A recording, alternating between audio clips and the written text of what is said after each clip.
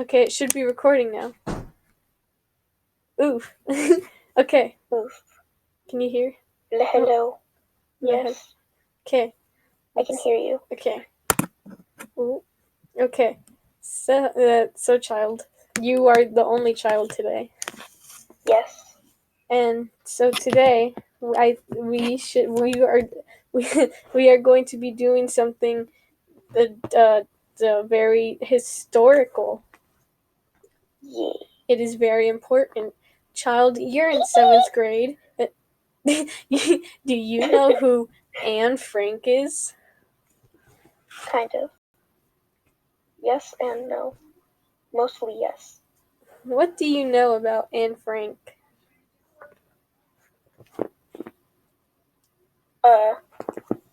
She was alive during World War II. Sure. It's okay, so here we're going to be taking a virtual tour of her secret annex where she hid. Wait, wasn't she like Jewish or something? Yes, she was Jewish, and so she was hiding from Hitler. Oh yeah. Because they were hunting down Jews and taking them to concentrate, and just taking them, like basically kidnapping them. Not kidnapping them, like.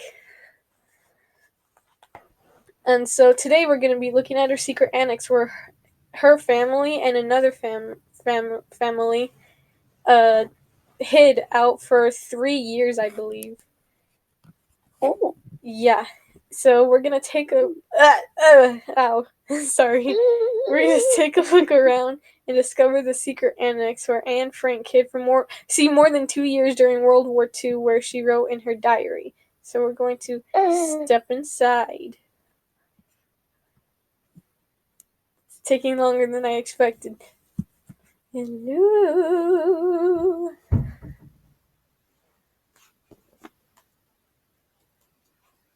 Oh, there we go. Bookcase. Yes. So I like bookcase. so the revolving bookcase on the landing, right, this one right here, concealed the entrance to the secret annex, which it hid the door into the secret room. So it's one of those, or like you just move the bookcase and there's like a door behind it. Yeah, we get to explore this room, so let's go ahead. It's very cramped, as you can see. Would you like to learn about... We're going to learn about this room, okay? Let's learn about... Oh, wait. Guess we're already learning about this room. Okay, so we're just gonna... Let's look at this. A bookcase to a secret entrance. In summer of 1942, the Nazis threatened to carry out house searches if the Dutch continued to refuse to hand in their bicycles. Bicycles were valuable assets in wartime, which is why the Nazis wanted them. In front of the building of a Prinz garage was ever searched, the people in hiding would be very likely discovered. It became therefore necessary to protect the hiding place better. Bless you. Thank. And helper John... Just imagine watching a whole bunch of grown men on little bicycles stolen from like 5-year-olds. And helper John Vosku. Okay, hold up. No. Copyright. Okay, no, I just wanted to... No, I just want to copy this word. Not the whole thing! I'm sorry, did I say the whole thing? No. This... Oh, dear goodness. Hold up, I can do this. I'm smart. I can do this. Boom. Yes, you are smart. Alright, ready? And then I'm gonna go here to Google.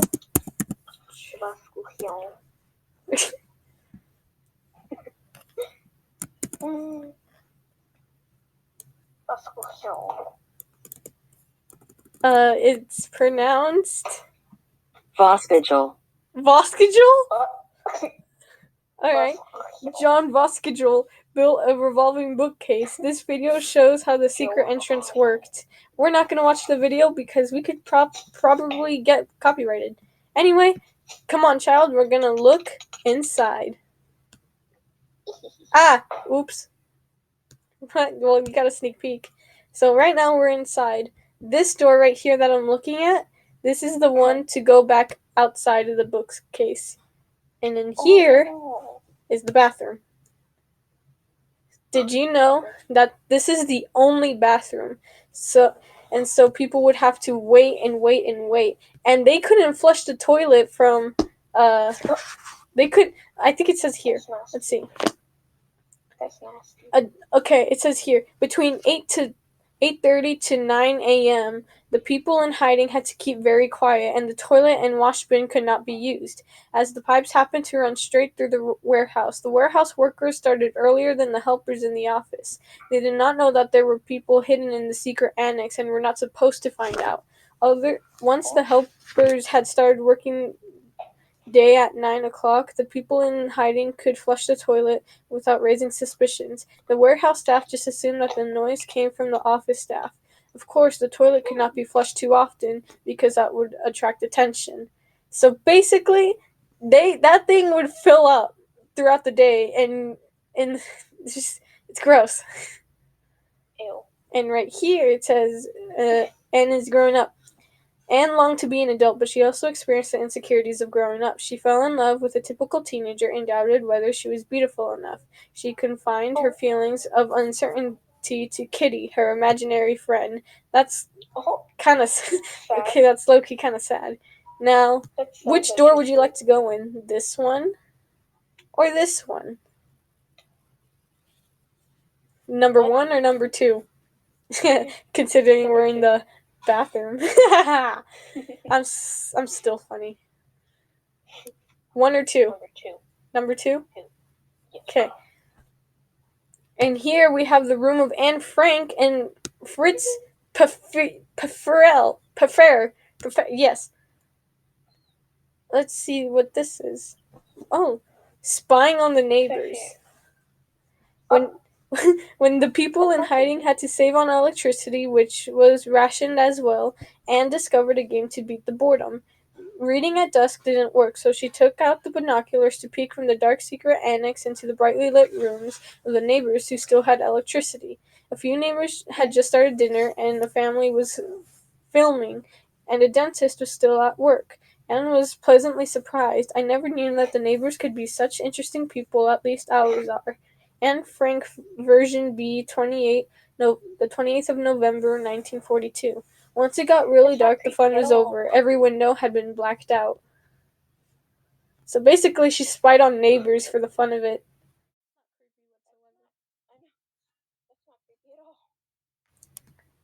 What's this? Anne decorated her room with pictures of Hollywood stars, art, and royalty. Anne's room was cramped and bare. To brighten things up, she pasted walls of landscapes, movie stars, members of the royal family, and art on walls. Oh yeah, I read this. I read that she had a bunch of pictures. Oh, let's look at this chair.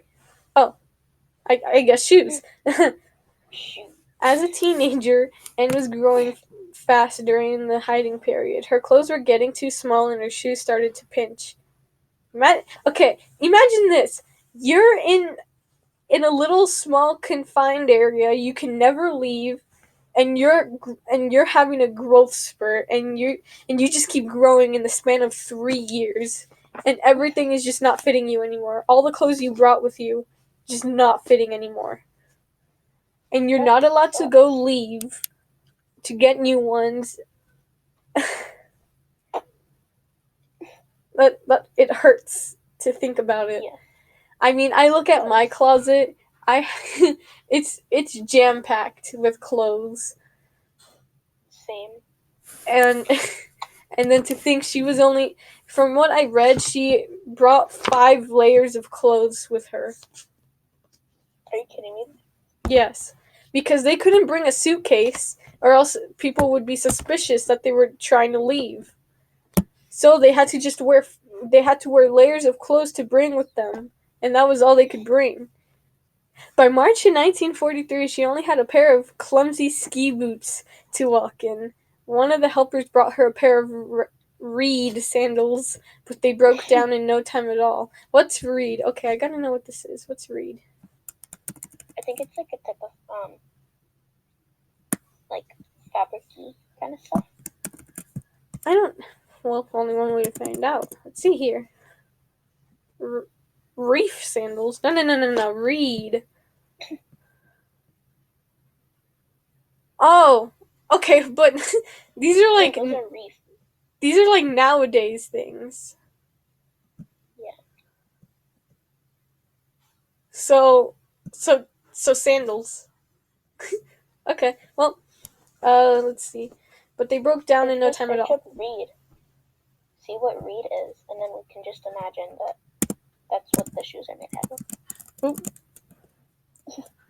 Reed. No, hold up. I didn't want sandals. Just reed, please. Thank you. Reed. Oh, okay. So the sandals were basically like plant. They're made out of plants. They're like. Okay, I see it now. Okay, in the end, helper. So itchy. That would be really itchy. My feet already get itchy when wearing a shoe, and it's like, it hurts. And just imagine wearing plants. Like, wait a minute. Right here. Where? It says Anne receives a pair of red shoes. Where? On the. In red. And then in the thing it says a pair of reed sandals. Oh yeah, because right here it says, in the end, helper Meep managed to buy her a pair of red suede.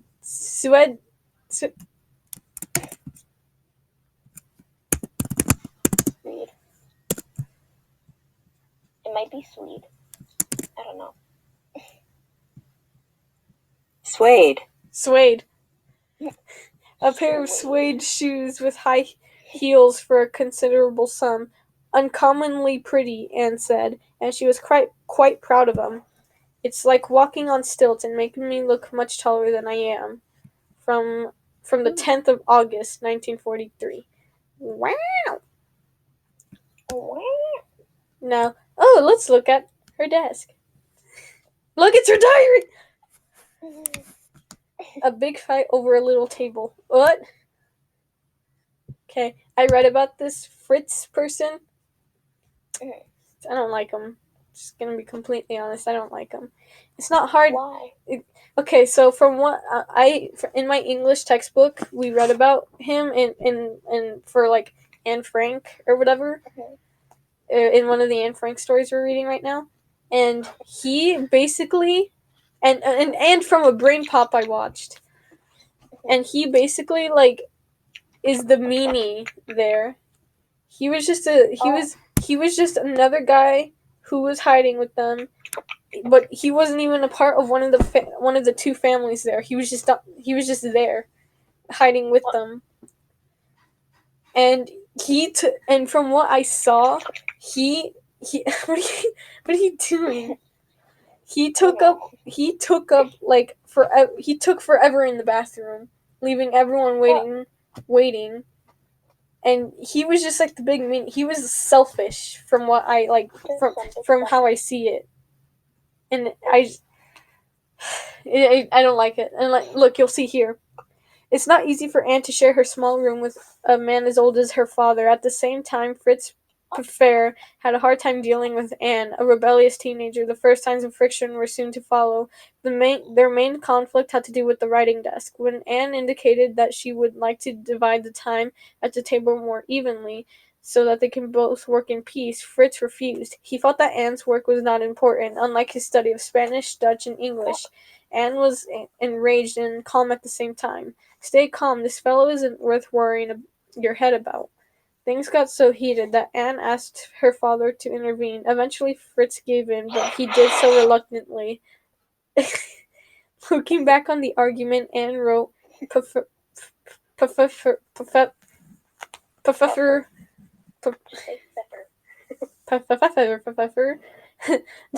looked very sullen, didn't talk to me for 2 days, and made this point of sitting at the table from 5 to 5:30 anyway.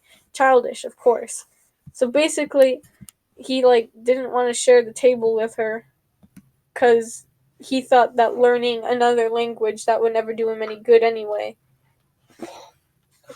was more important. I don't know. Are English and Dutch and Spanish going in the history books? No. I mean, they didn't know it would go in the history books, but still, it's dumb. Okay, so through that window, I can tell that's the sink. I'm just gonna check. Oh, it's not a sink; it's a cabinet. Anyway, we're gonna go into this room. Otto, Edith, and Margot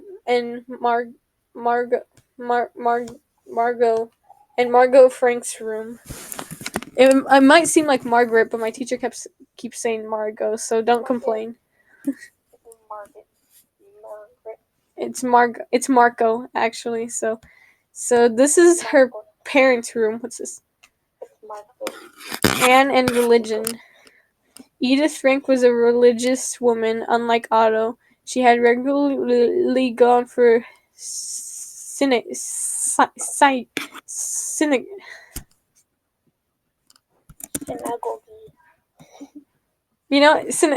I'm not gonna look it up. Just synagogue before they went into hiding. She had also brought her prayer books to Secret Annex. To the Secret Annex.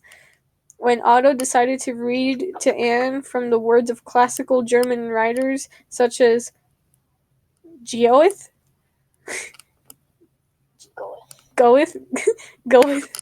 and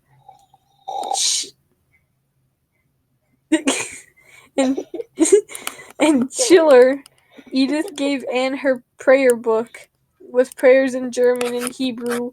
This did not go down well. Out of courtesy, I've read a few prayers in German. I think they're nice, but it doesn't do much for me. After the war, Otto confirmed this impression. I remember that Anne had never paid special attention when we celebrated Jewish holidays, or when Mr. Puffer, I'm gonna call him Puffer, when Mr. Puffer said that the Friday evening prayers, she would just quietly stand there. I believe that the religious aspects of Judaism meant a little to her, although I said Judaism. Judaism meant little to her, although the aesthetics of doctrine did. Otto Frank says. Let's look at this. Oh, look here. Here's what I was telling you about. Anne had a growth spurt of 13 had a growth spurt of 13 centimeters in 2 years' time. When Otto, Edith, Margot is her big sister, by the way. When Otto, Edith, Margaret, and Anne entered the secret annex, they had no idea how long they would have to stay there. As time went on, Otto and Edith noticed that Anne was growing fast. Her clothes were no longer fit, and she did not have proper shoes to wear. The height marks on the wall, Otto kept track of Anne's growth. In the period of a little over 2 years she was hiding, Anne had grown 13 centimeters. Margaret was 16 years old when she entered the secret annex, and she only grew 1 centimeter while she was there. It's kind of ridiculous. Hop in the secret annex after the invasion of Normandy.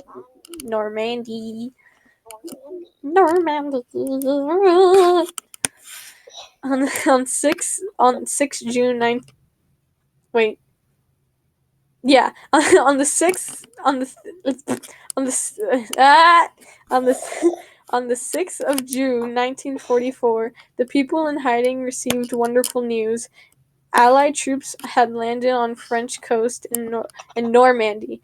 Would this finally mean the end of the war of the German occupation? The people in hiding hoped the war would soon come to an end. Margaret told Anne that she might return to school as early as October. The people in hiding followed the news closely via the BBC, German sports, and German and Dutch newspapers. Otto Frank cut a map of Normandy from the De Telegraaf newspaper on 8 June. He used pins to carefully track the progress of the Allies. Woo! What's in this door? Oh, we're back here. Wait, what's that door? This one, right here? Yeah. We're about to find out. Oh. We're back. Oh. So, it goes around. So, like, enter here, it's the bathroom. Enter. Oh, wait, we never went. We went through that door, huh? We didn't go through this door. Yeah. Oh. Oh. Wait, go up the stairs. No. There's. Oh, wait. Yeah, I forgot. It goes around in a circle. Oh, wait. Oops. And on this. Oh, yeah. Okay. The warnings start. Oh, yeah. Okay. The warnings start to come out of my ears. I haven't been sleeping well and don't feel like working. Anne wrote on the 26th of July, 1942. The nerves of people in hiding were frayed with the constant air raid alarms. Oh, so like panic alarms. The 27th of July. What? My birthday's July 27th. Woo! Woo! So it says constant air raid alarm. So basically, like the ones that go.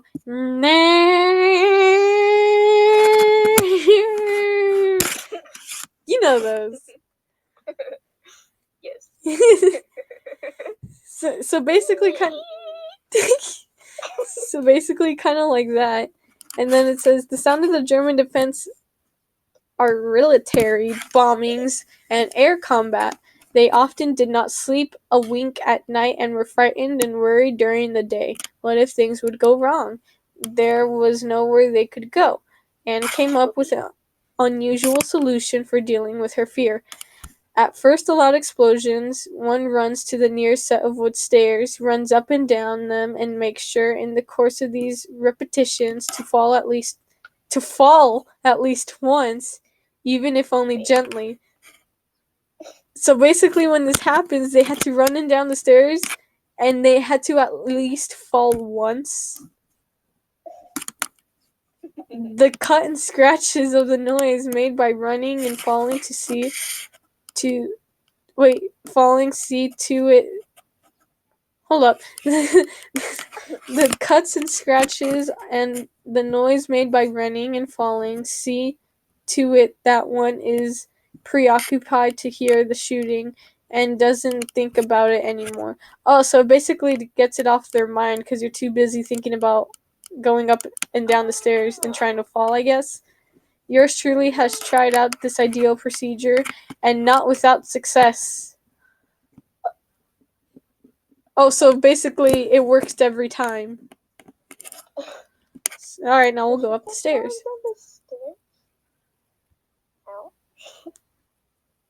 We're in the kitchen.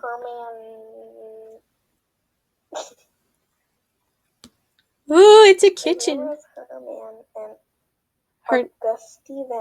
Auguste Van Pels.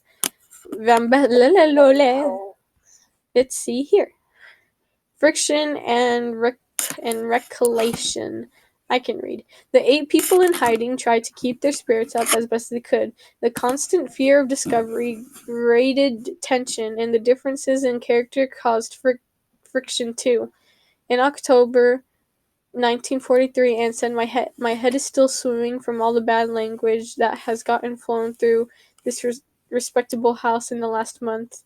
To be honest, I sometimes forget who we are having a fight with and with whom we've already made up.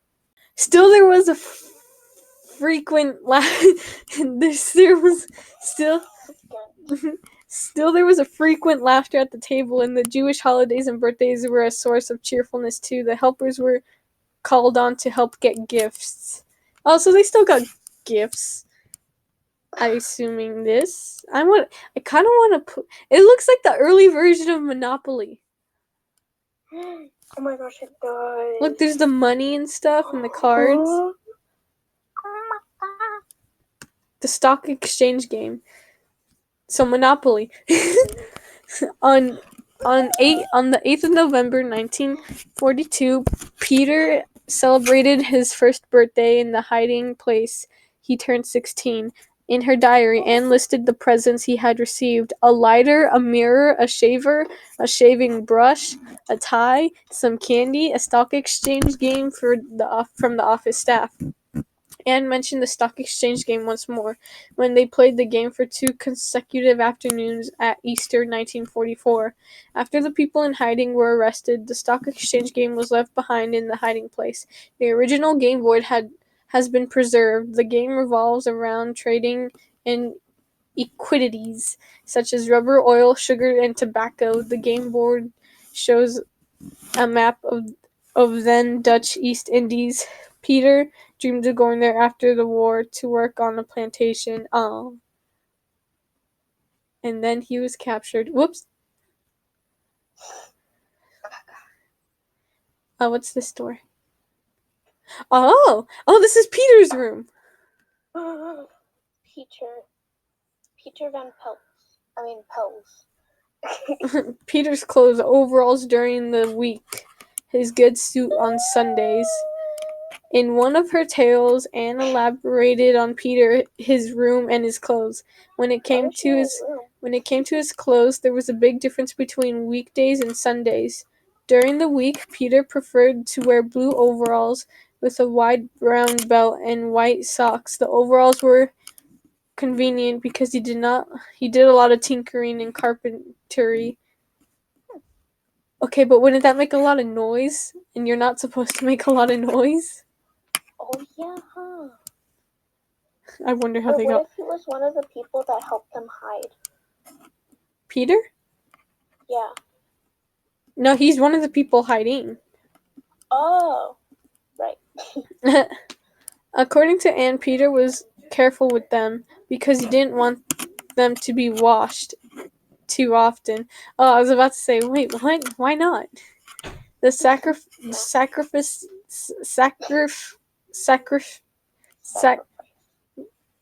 No, it says sacrificity. Sacrificity made it difficult to get new overalls during the war. There we go. On Sundays, Peter would put on his best clothes, presumably to keep this semblance of normality: a nice suit, neat shoes, I thought it said a skirt, a shirt, a necktie. In any case, there's no need for me to sum up all the rest. For everyone must know what a decent clothing is like. I mean, like nowadays, I guess. Bike. The money was running out even when Peter's bike was put up for sale. It is a strange sight. Peter's bicycle hanging on the wall of his room, neatly wrapped in brown paper, waiting for better days. As the war dragged on, the Van Pels family started to run out of money, and they tried to sell some of their things: a suit of Herman's clothes, clothes of Augustus's, and Peter's bike. One of the helpers tried to sell it, but no one wanted to buy it. Still, Peter never rode his bike again. Sad. Man. I wish I had a bike. I'm kidding. I have a bike. I wish I had a better bike. The one I have is a cruising bike. It doesn't have the brakes on the handles. The brakes are the pedals itself. And I keep forgetting that sometimes, and it makes me mad. And ooh. My bike is like that. Well, the bike that I used to have. Alright, this is the attic. Look, peanuts! Wait, I think those are peanuts. Oh, dang, I can't zoom in. I'm just gonna... They probably are potatoes, actually. Okay, let's see here. The attic, rats, cats, and a place to be alone. I go up to the loft almost every morning to let the stuffy indoor air blow out of my lungs. Anne wrote on the 23rd of February 1942, the attic was the only place where she could come alone for a while or talk to Peter undisturbed. Other than that, people in the hiding used the room mainly for storage purposes. There was a pantry, a barrel of potatoes, there was a bag of beans, a laundry drying on the clotheslines. The attic was not suitable for sleeping. It was not insulated, and rats sometimes roamed the loft. Fortunately, the cats, like Peter's cat, Mushi, kept the problem somewhat under control. I want a cat, and I would make.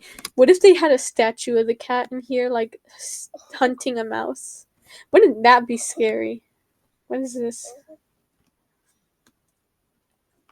Daydreaming by the attic window. As long as it still exists, I cannot be sad, said Anne Frank. To prevent discovery, the people in hiding kept away from the windows that had not been blacked out. The attic window was the exception, and it gave Anne a chance to look outside. Well, that kind of sucks. All right, back down. Wait, what? Basically, like, everyone had to stay away from the windows that were not blacked out. What's this door? Oh, we're back here. I guess we went throughout the whole house. Already? I mean, it's a small house. Yeah, true. Wait, go back down. Oh, wait, no, there's another door right there. Where? There's 2 doors in that room. This one? Look, there's a black door and a door that looks just like the wall. Where? So right next This to one? the black door, This? there's another door. Oh. That, okay. So this black door, right? Yeah. Oh. And then there's the door that's right next to it. The one that looks like the wall? Yeah. That's Peter's room. Oh. Wait, what's that then? What's what? Go back to the stairs. So there's like a bed thingy. On the bed there's a little plus sign. Or not a plus sign, like the little arrow. Where? On the bed. In Peter's room? I think so, yeah. Okay, let's take it. Wrong. Whoa, that was close. Oh, this one? Yeah, that room. Oh, Anne's first kiss. When Peter Van Pels and his parents first came to the Secret Annex, Anne did not like him much. Yet slowly but surely they developed a friendship and even fell in love. They first kissed in the attic of the Secret Annex. Ew. Ew. Ew. Should we watch the video? No, because what if we get copyrighted? I mean, if you want to watch it, you can just visit. Actually, I don't know where you can visit. Yeah, I'll email it to you if you want.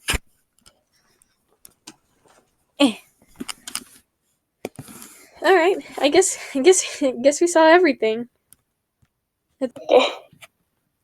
So, oh yeah, did you like what you saw today here? Yes. Was it quite interesting for you? Yes. What did you learn? Well, that there were more than just Anne Frank's family.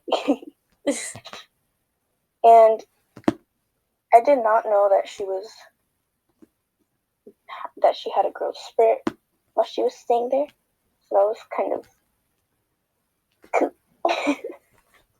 Oh, and I didn't know there were stairs. I didn't know it was like a multiple story place. Oh yeah, me neither. From what I was thinking, I thought it was like one entire floor, and there was just like little raised panels.